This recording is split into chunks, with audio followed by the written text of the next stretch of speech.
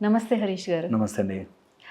ఆహ్, కోపం అనేది చాలా కామన్‌గా వచ్చే అసలు ఏదో అంటారు చూడండి అంటే ఫ్రీగా వచ్చేది. ఆ! దానికి ఖర్చు పెట్టవసరం లేదు. ఎవరు అవును. పడితే ఆళ్ళకి ఎప్పుడు పడితే అప్పుడు వచ్చేస్తూ ఉంటుంది. హ్మ్. దీన్ని ఎలా నియంత్రించాలి? అంటే ఎప్పుడైనా కోప్పడే సందర్భాలొచ్చినప్పుడు దాన్ని కంట్రోల్ చేసుకోవడం ఎలా? అంటే ఈ భక్తి, ఈ ఆధ్యాత్మికత వీటితో మనం దాన్ని కంట్రోల్ చేయగలుగుతామా? యాహ్! డెఫినెట్‌లీ కంట్రోల్ చేయగలుగుతాము. కోపం అనేది not a primary emotion. Okay. కోపము అండర్‌లైన్‌గా దేని వల్లనో వస్తుంటుంది. హ్మ్. భయము కావచ్చు, హ్మ్. ఇన్‌సెక్యూరిటీ కావచ్చు, లేకపోతే లాస్ ఆఫ్ కంట్రోల్ అంటారు. ఓకే. లాస్ ఆఫ్ కంట్రోల్ అవ్వడం వల్ల హ్మ్. Are death of the image. మన మైండ్‌లో మన గురించి ఒక ఇమేజ్ అనుకుంటాం. హ్మ్. ఆ ఇమేజ్‌కి ఎవరైనా హాని కలిగిస్తున్నారేమో అన్నప్పుడు కోపం వస్తుంది. కరెక్ట్.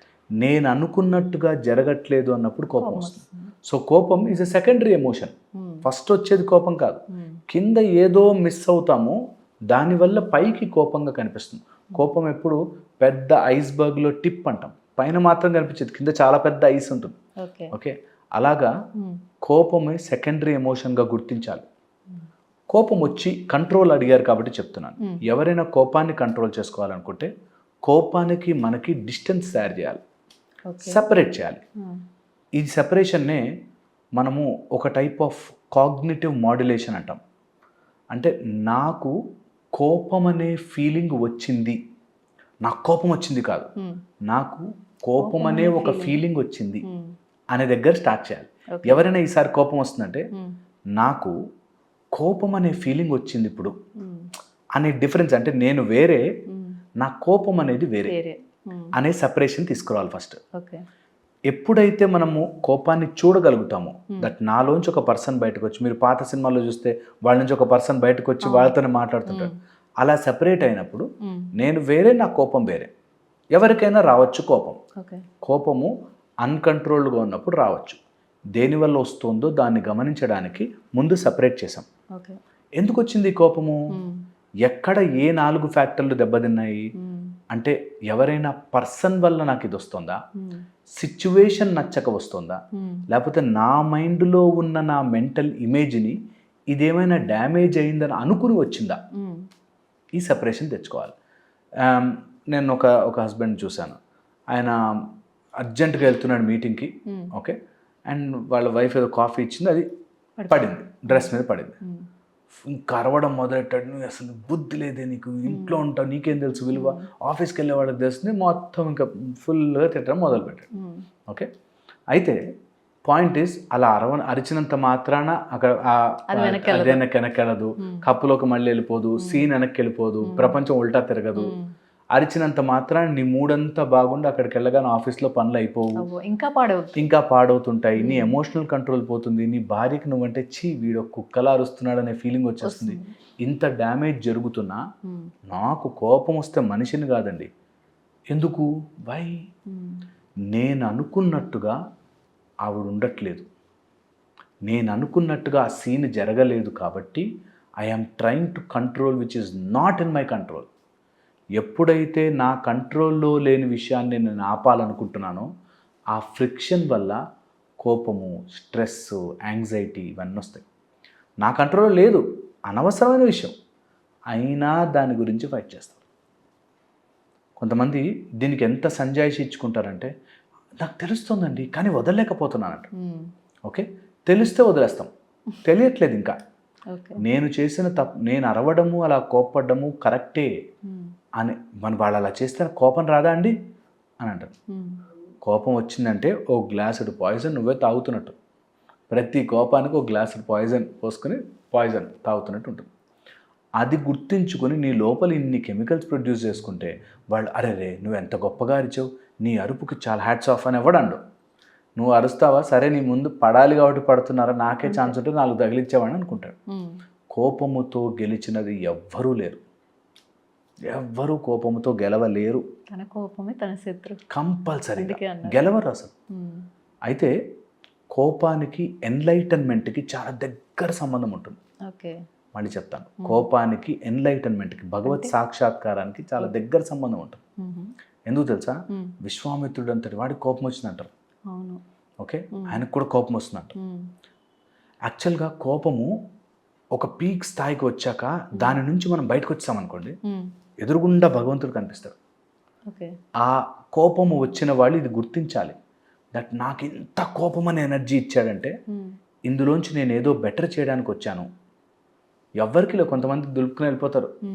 వాడికి లేని స్థితి నాకు వచ్చింది, that I want to be something, నేను ఒకలా ఉండాలనుకుంటున్నాను అనేది నాకు సృష్టి తయారు చేసి ఇచ్చిందంటే ఆ కోపం అనే ఎనర్జీని నేను కరెక్ట్ డైరెక్షన్లో వాడుకోవాలి.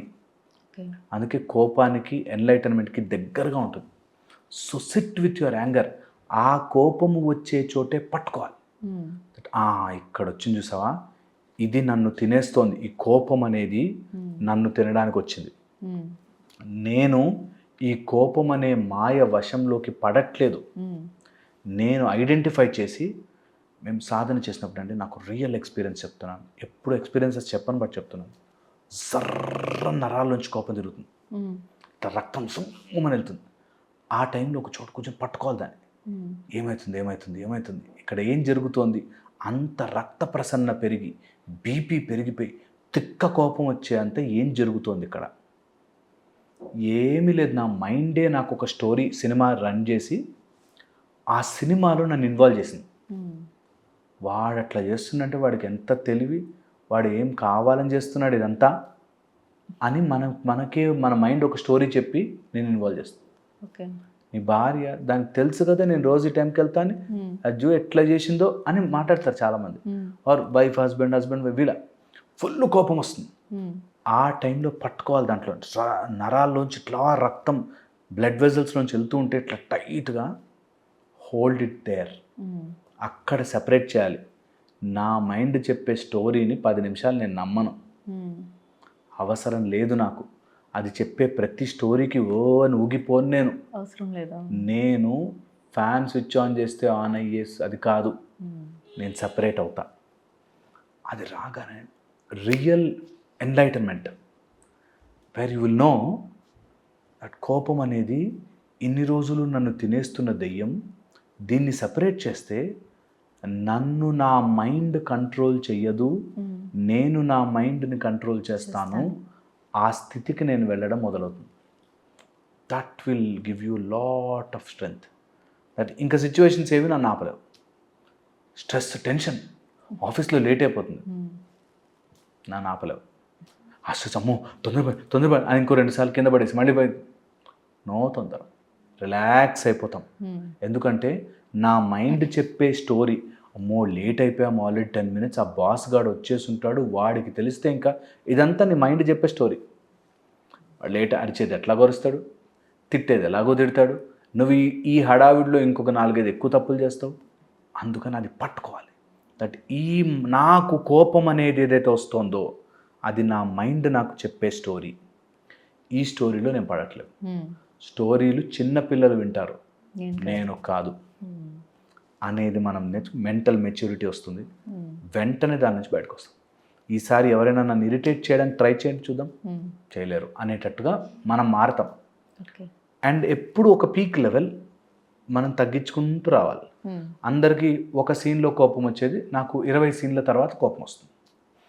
కోపం న్యాచురల్గా మనుషులం కాబట్టి ఎమోషన్స్ వస్తాయి. కోపం వచ్చినా దాన్ని వెంట్ అవుట్ చేసే మెథడ్స్ వేరు నావి. నాకు ఎవరి మీద కోపం వస్తే నేను థ్యాంక్ యూ అండ్ సైలెంట్గా చెప్పేసి వెళ్ళిపోతాను.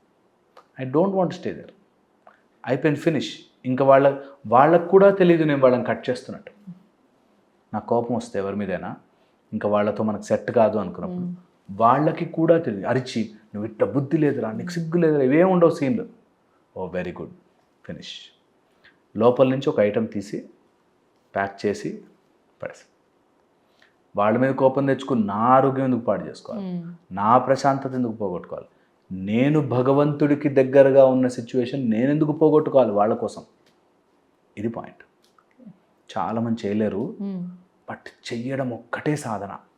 ఆ ఒక్క చోట కోపం అనేది, కామం అనేది, ఏదున్నా ఇలాంటిది ఒక్కసారి పట్టుకోవాలి. అది పట్టుకున్న రోజున you will start seeing changes in your life.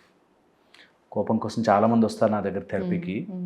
వాళ్ళు ఆ సీన్ రికార్డ్ వచ్చినప్పుడు నేను తట్టుకోలేకపోతున్నానండి అంటే అక్కడ వాళ్ళని థెరపీ చేసి బయటకు తీసుకొస్తాం. మెల్లిగా బయటకు వస్తారు. ఓవర్ 4-5 సెషన్స్ అయ్యాక మెల్లిగా బయటకు వస్తారు. ఓకే. ఇది అర్థం చేసుకుంటే చాలా చాలా బాగుంటుంది లైఫ్. చాలా చక్కగా చెప్పారు సార్.